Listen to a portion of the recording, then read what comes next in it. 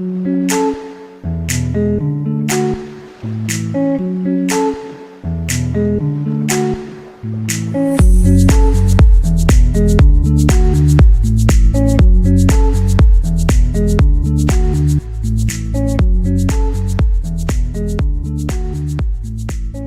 auditeurs à l'écoute de Radio Afrique Santé, chers internautes, bonjour, bienvenue sur l'émission Citoyens et modèles de la cité. Ancien conseiller juridique du ministre de l'Économie et des Finances, Citoyen modèle de la cité a le plaisir de recevoir pour vous un jeune avec un parcours, je dirais, atypique. J'ai même envie de dire l'un des plus inspirants de sa génération. Bonjour, Maître Tieno Loritobe. Bonjour, Madame Attendez. Merci d'avoir accepté notre invitation. Merci à vous pour l'honneur que vous me faites de me recevoir. Alors, j'ai envie de planter le décor et de vous dire que Citoyen modèle de la cité, c'est une émission qui va à la rencontre de tout citoyen, pourvu que ce dernier puisse impacter à travers ce qu'il fait de sa vie, sa carrière professionnelle. Il peut être un vendeur, elle peut être une commerçante, il peut être un éleveur, il peut être un mécanicien. Tout le monde est accepté sur cette émission Citoyen et modèle de la cité. Alors, pour ce qui vous concerne, on va commencer. Vous allez vous présenter de façon plus large, je dirais, à nos auditeurs. Merci beaucoup. Alors, c'est un honneur pour moi d'être présent ici et d'être compté parmi ceux qui peuvent être considérés comme des modèles dans la cité. C'est peut-être une étape importante ou l'aboutissement d'un cycle dans ma vie. Je m'appelle Tiano Loritobe, je suis avocat au barreau du Bénin.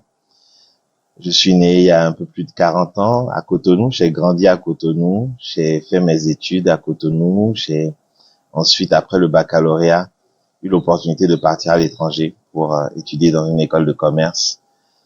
Et avant ça, j'ai passé les épreuves pour pouvoir rentrer en école de commerce, les grandes écoles de commerce françaises, on appelle ça les prépa HEC. Je suis rentré dans une école qu'on appelle l'ESC Grenoble. J'ai étudié la finance et des études en banque. Après ça, je suis allé en Angleterre, où j'ai eu un master en comptabilité finance et je suis en réalité un pur analyste financier. Sur le chemin, après avoir commencé ma carrière, j'ai embrassé des études juridiques en reprenant mes études et je suis devenu avocat.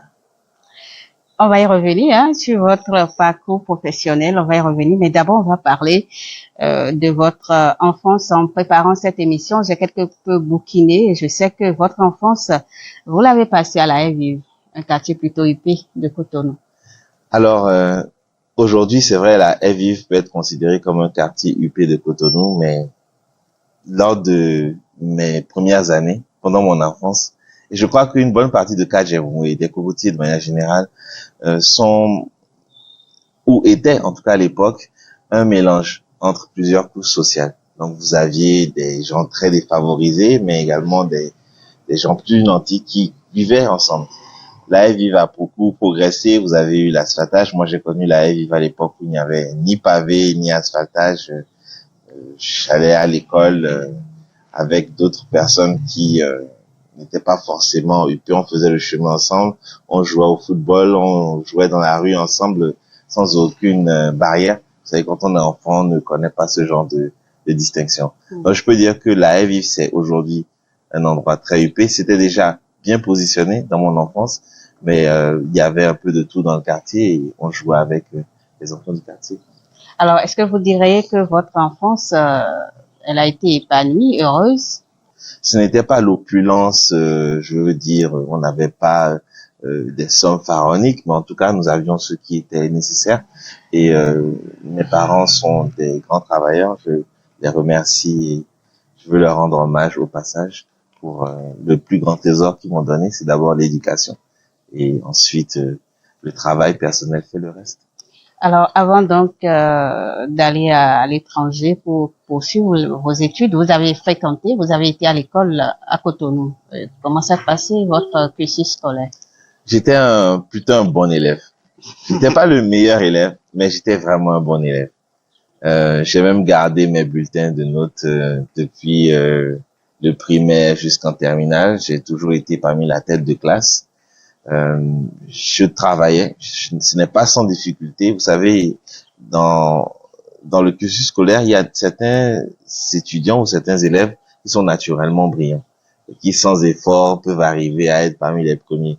Je veux dire que, en ce qui me concerne, il s'agissait de rentrer à la maison, de faire ce que les parents demandaient, de faire ces exercices, d'être consciencieux.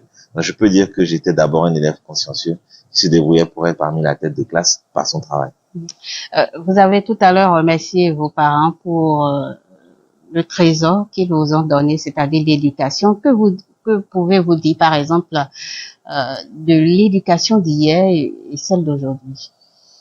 Je pense que le cadre a changé.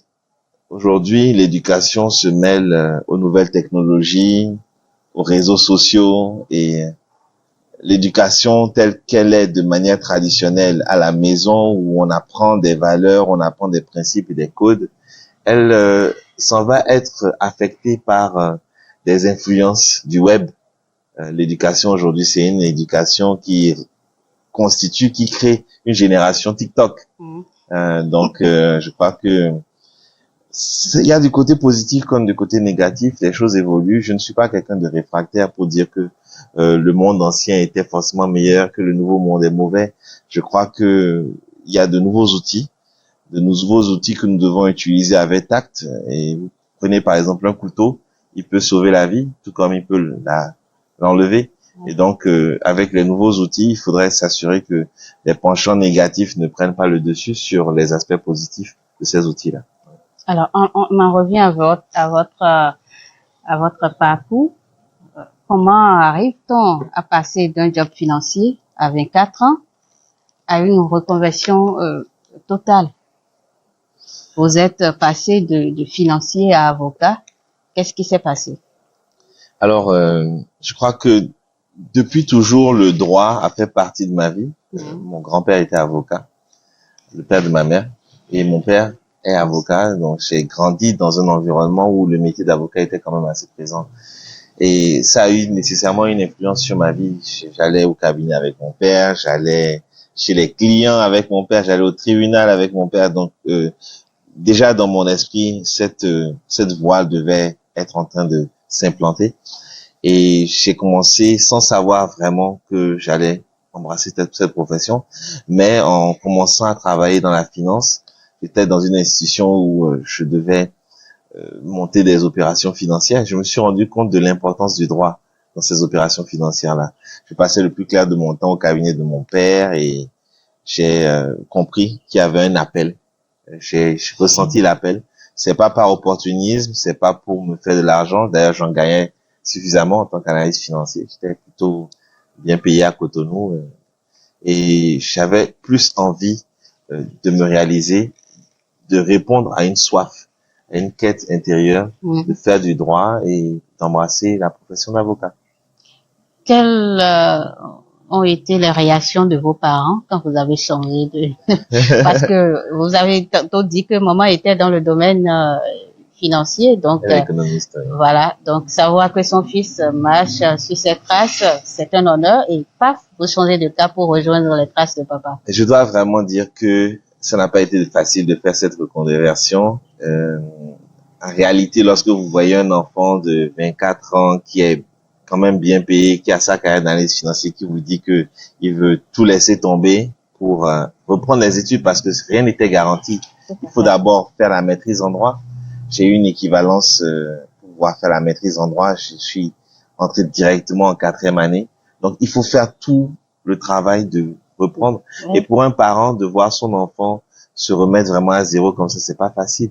Je suis parent moi aussi aujourd'hui. Je peux comprendre certaines choses. Je peux vous dire qu'il y a eu une grande réunion de famille à la maison et que les choses ne se sont pas passées de manière si facile que ça. Mais j'ai la chance d'avoir des parents qui ont pu m'écouter et qui m'ont dit, écoute, si c'est ce que tu veux faire. Bon. Puis bon, faut dire qu'à 24 ans, on est quand même un peu grand, on n'est pas complètement grand, mais on est à même de faire des choix. Responsable. Tout à fait. Alors, une reconversion professionnelle, ce n'est pas de l'eau à boire, comme c'est pas comme on change de chemise. C'est sûr. Par quelles difficultés vous êtes passé sur le chemin de cette reconversion professionnelle? D'abord, il faut dire que j'ai échoué une première fois à l'examen du barreau. Donc, pour ceux qui pensent que tout est rose, etc., et que voilà, il est devenu avocat, j'étais major à l'examen la deuxième fois, je suis allé. Mais la première fois, j'ai échoué. Je méritais mes notes. J'ai une grande sœur à moi qui est avocate qui m'a dit, écoute, tu ferais mieux d'aller ailleurs, tu ferais mieux d'aller même en France pour faire ton barreau. Et je dois dire, moi j'ai fait le barreau au Bénin. J'étais à l'école de police avec les autres pour suivre les cours. J'ai passé le barreau 2 fois en République du Bénin, comme tout le monde. Et j'ai eu mon barreau la deuxième tentative. Donc ce n'est pas facile. J'ai connu des échecs sur le chemin. Et ces échecs-là, c'est pas la fin du monde.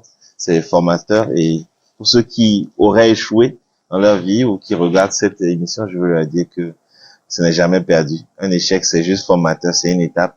Et l'essentiel, c'est de garder la foi et de retourner au combat à chaque fois.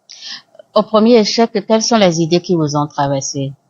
J'ai la chance d'avoir eu un oncle qui est d'ailleurs médecin, qui est chirurgien, le docteur, professeur Jean-Léon Loritogwe, qui, il y a très longtemps, m'a donné un conseil qui peut être assez dur à recevoir. C'était quand j'avais 17 ans.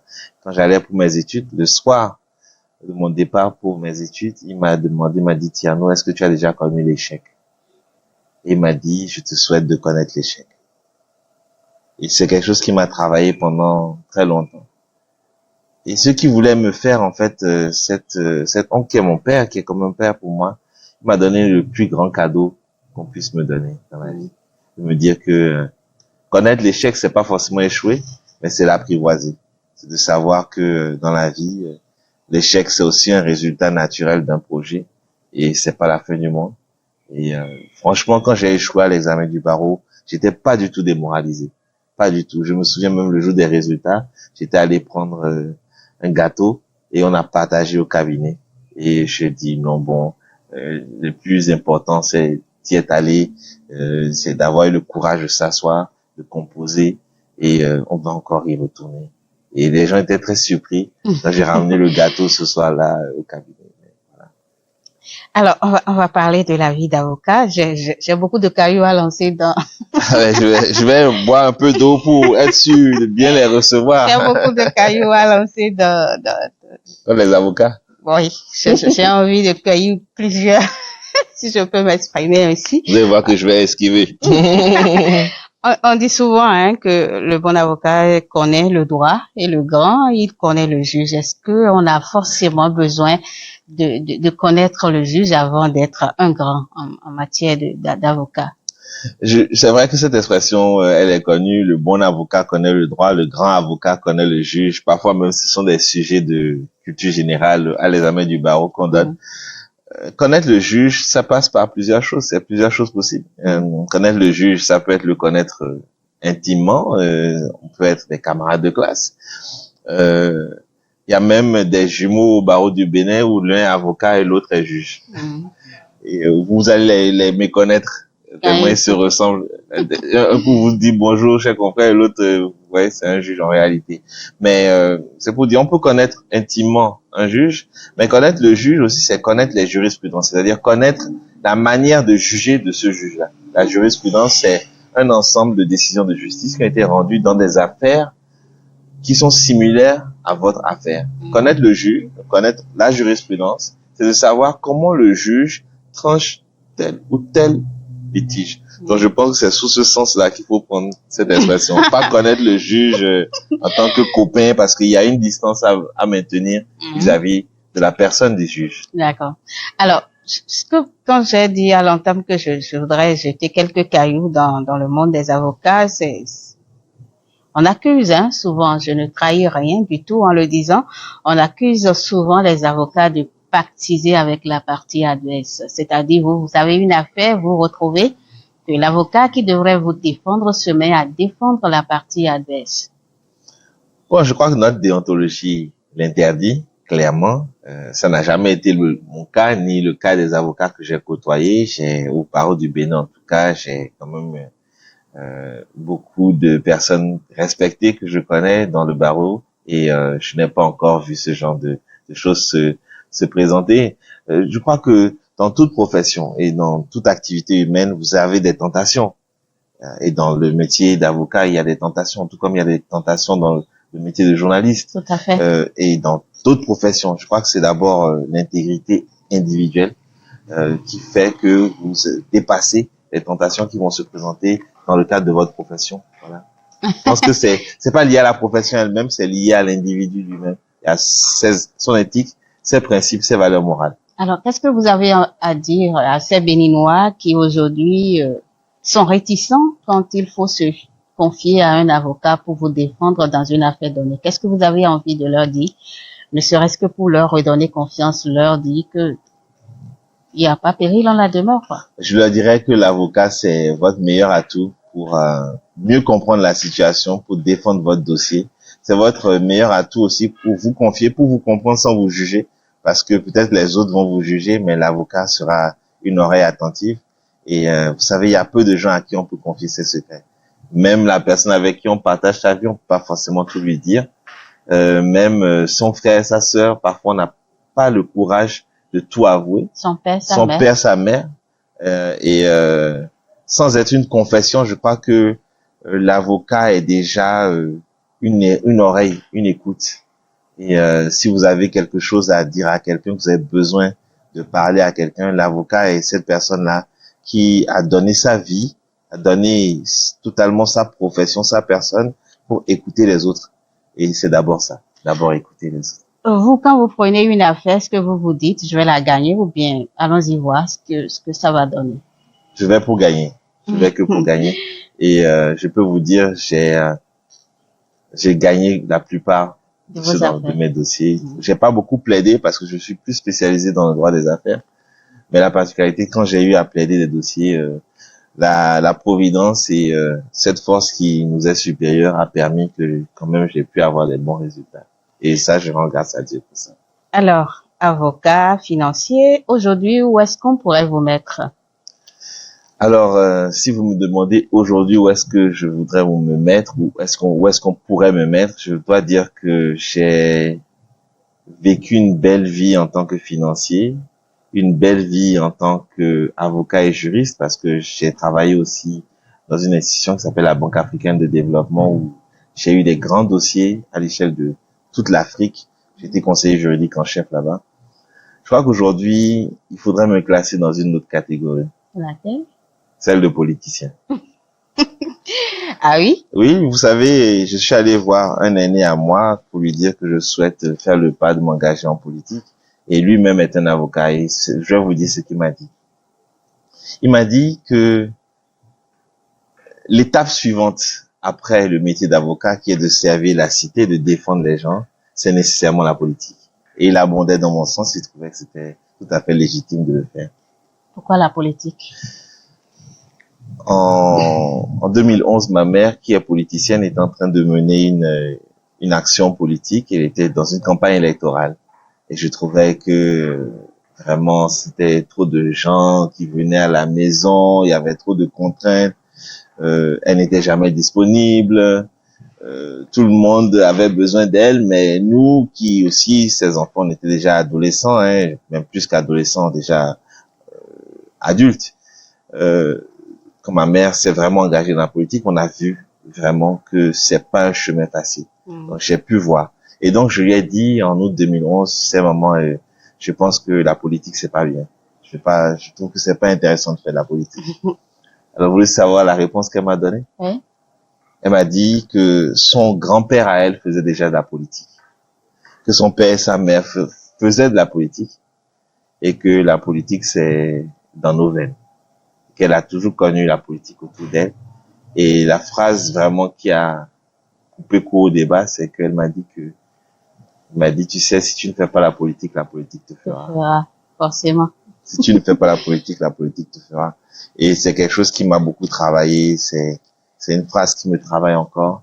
Et je crois qu'à un moment ou à un autre de l'histoire d'un individu, lorsque on a franchi un certain nombre d'étapes, lorsqu'on a la satisfaction d'avoir contribué, en tout cas professionnellement, dans un domaine particulier, dans un domaine peut-être technique, ou d'avoir mené sa vie jusqu'à un certain niveau de maturité, Ouais. s'engager en politique, s'engager pour les autres. Je crois que c'est un mouvement tout à fait naturel. C'est même une exigence. Alors, vos ambitions politiques à vous, elles sont à quel niveau? Est-ce que vous voulez juste être un membre d'un parti politique, aller aux réunions, donner votre point de vue, ou vous rêvez grand? Ah non, moi je crois qu'il faut rêver grand. Hein. Quand on s'engage, j'ai toujours rêvé grand dans tout domaine dans lequel je me suis engagé. Quand on s'engage dans un domaine, en tout cas comme moi, Thierno, je m'engage dans un domaine, et ceux qui me connaissent le savent. Je le fais pour aller au plus haut possible, au plus haut niveau possible. Voilà. Grand comment? Président de la République? Oui, pourquoi pas président de la République. J'ai pas moins que d'autres qui ont aspiré à cette profession, cette situation-là ou ce poste-là. Donc, président de la République, pourquoi pas, mais ce n'est pas une fin en soi. Le fait de gouverner peut se faire de plusieurs manières. Et je crois qu'on n'a pas démérité par rapport à d'autres. Si d'autres peuvent le faire, c'est que nous aussi, nous pouvons le faire. Forcément. Et cela dépendra bien sûr de la volonté du peuple, de la volonté des électeurs, de savoir à quel niveau ils veulent me confier une charge de gouvernance. Mais avant cela, je suis dans une logique de groupe. Je suis au sein d'un parti politique. Lequel? Je suis dans l'UP, Union progressiste renouveau. J'ai fait mon entrée au sein de l'UPR et c'est une grande famille. Et donc ça se passe dans le cadre d'un plan concerté avec les autres pour savoir qui peut faire quoi au sein du parti. Et qui en a l'étoffe. Et qui en a l'étoffe. Et donc sur le terrain politique, en fonction de l'étoffe de chacun, on va pouvoir attribuer en fonction de qui peut remplir tel mandat. Et ça va se faire de manière concertée au sein du parti politique. Alors, j'ai envie de demander, Thierno Loritogbe est président de la République, et qu'est-ce qu'il pourrait apporter? Moi, je crois que on peut me qualifier de jeune, quoique je suis plus jeune, parce que en théorie, on m'a appris dans un espace que je fréquente, un espace professionnel, quelqu'un m'a dit que on est jeune jusqu'à l'âge de 40 ans. Je lui ai demandé, ah bon, pourquoi? Il dit que c'est la constitution du Bénin qui le dit. Donc, la jeunesse c'est un état d'esprit. La jeunesse c'est un état d'esprit et je crois que c'est de 7 à 77 ans. Et même au-delà. Et même au-delà. Donc, je pense que j'ai cet état d'esprit-là. Je pense que, d'abord, je ne vais pas rejeter ou avoir de complexe par rapport à la question que vous m'avez posée. Thierno Loritogbe, président de la République du Bénin, c'est pas quelque chose d'impossible. Tout comme c'est pas impossible que vous aussi vous soyez président de la République du Bénin, tant qu'on remplit les conditions. Mais je pense que ce que nous devons faire, la priorité pour la personne qui assumera ces fonctions-là, c'est de prendre en compte la jeunesse.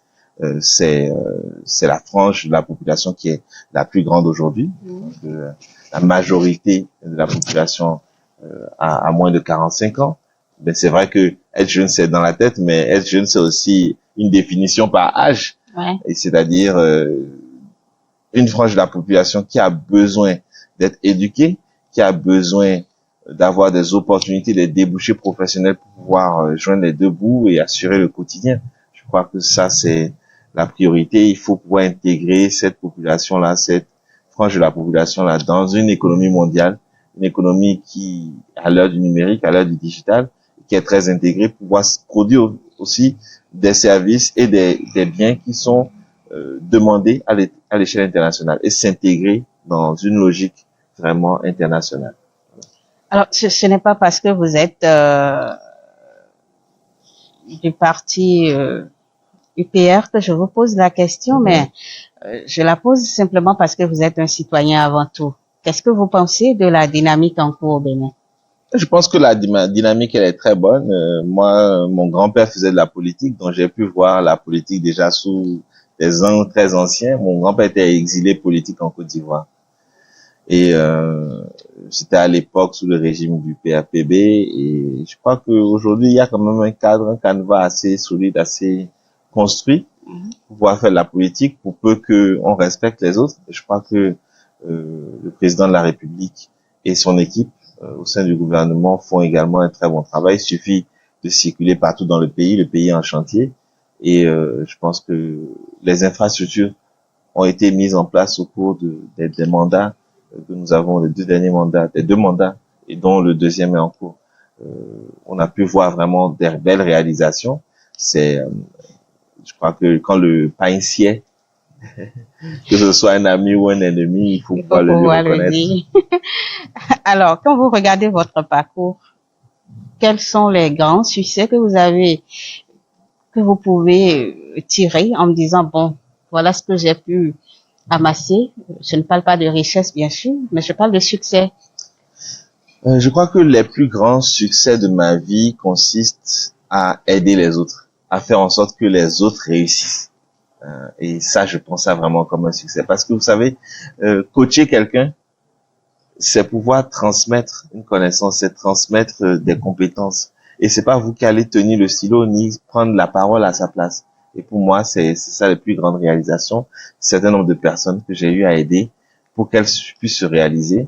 Et aujourd'hui, j'ai lancé une fondation qui porte mon nom dans le domaine de l'éducation parce que c'est un domaine qui me tient beaucoup à cœur. Donc, pour moi, c'est la suite.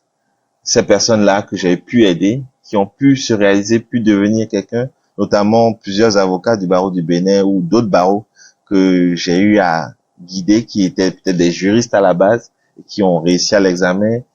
Moi, ce sont mes fiertés, ça. Mes fiertés, c'est l'épanouissement et la réussite de ceux que j'ai pu coacher pour devenir quelque chose. Ça me fait plaisir. Alors, vous avez commencé par l'aborder, vous êtes également dans le social.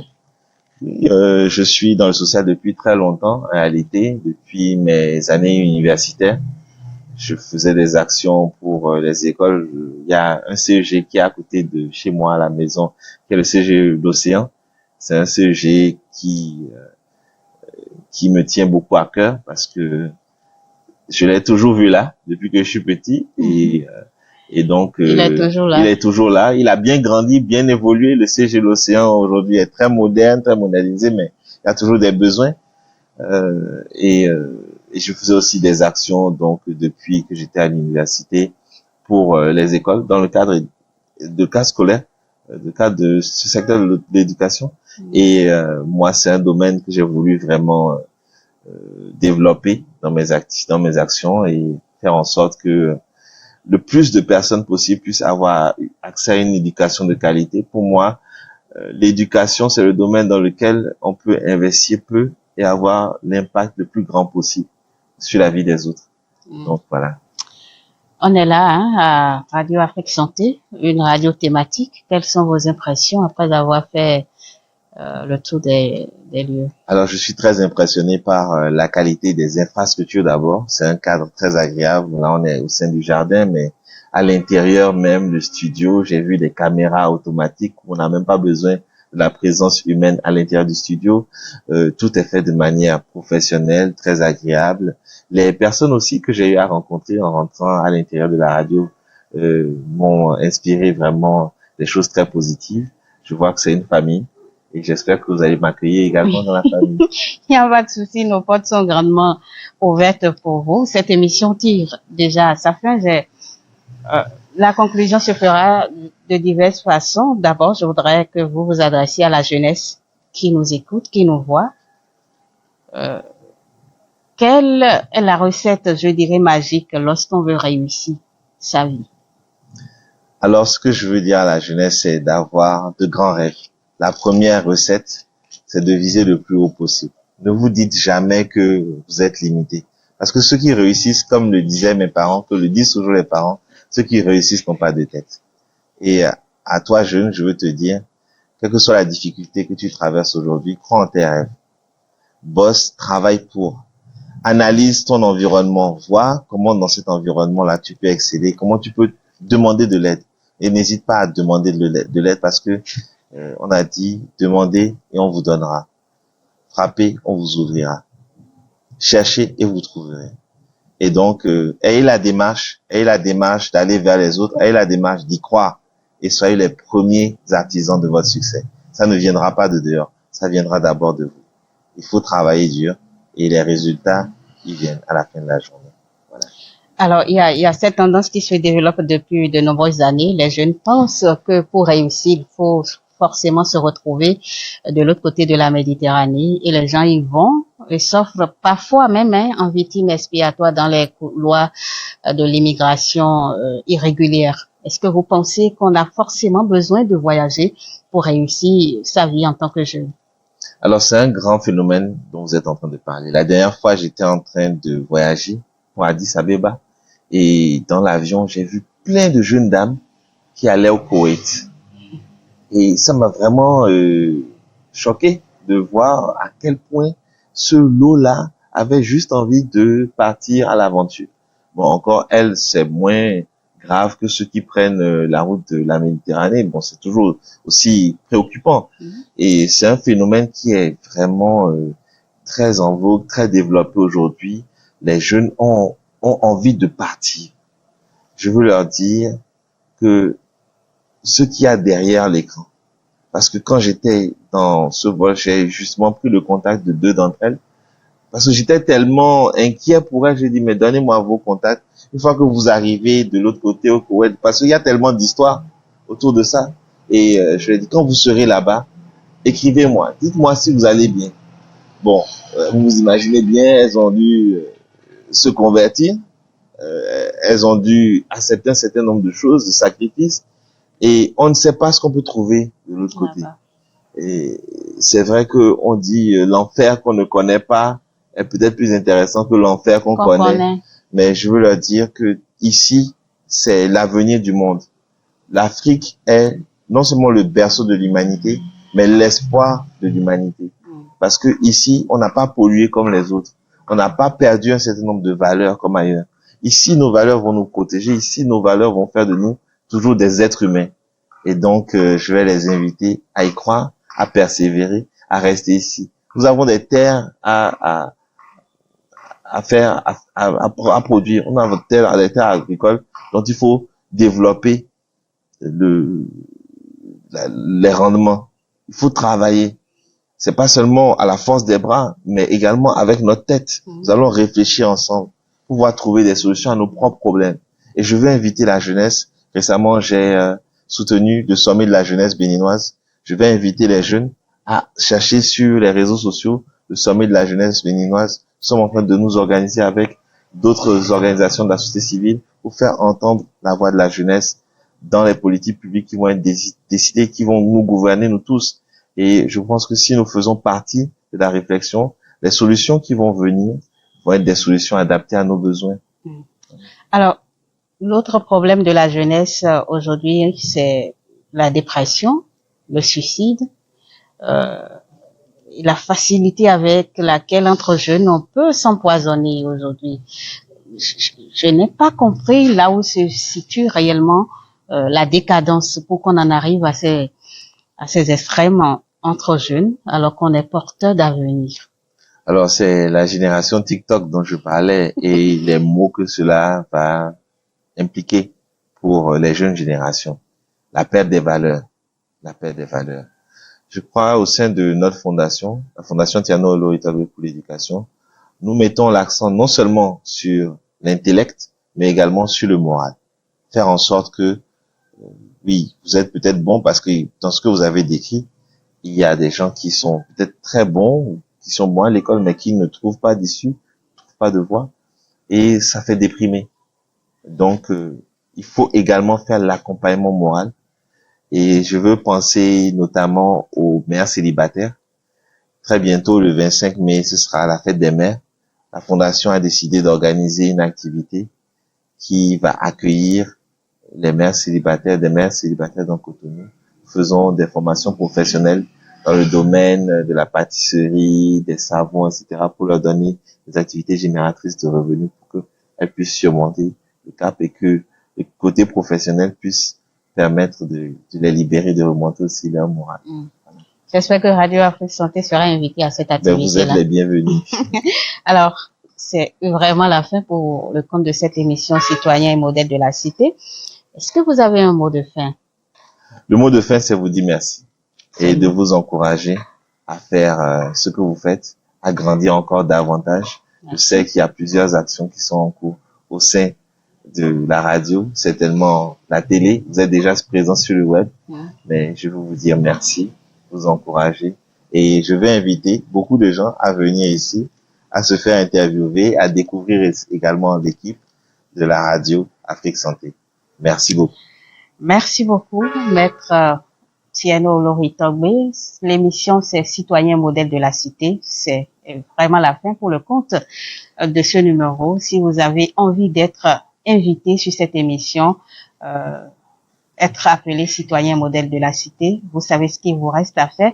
Les numéros à composer, c'est bien sûr le 01 57 00 62 ou le 91 91 59 22. Je recevais pour vous, pour le compte de cette émission, Maître Oloritogbé. Vous avez pu découvrir son parcours très inspirant. On lui souhaite vivement d'apporter encore plus sa pierre à l'édification d'une nation juste et prospère. Merci de m'avoir suivi. Moi, c'est Ginette Fleur-Adonlé. Merci à Vicky Bior et à Maurice Arribet qui m'ont accompagné tout le long de cette émission.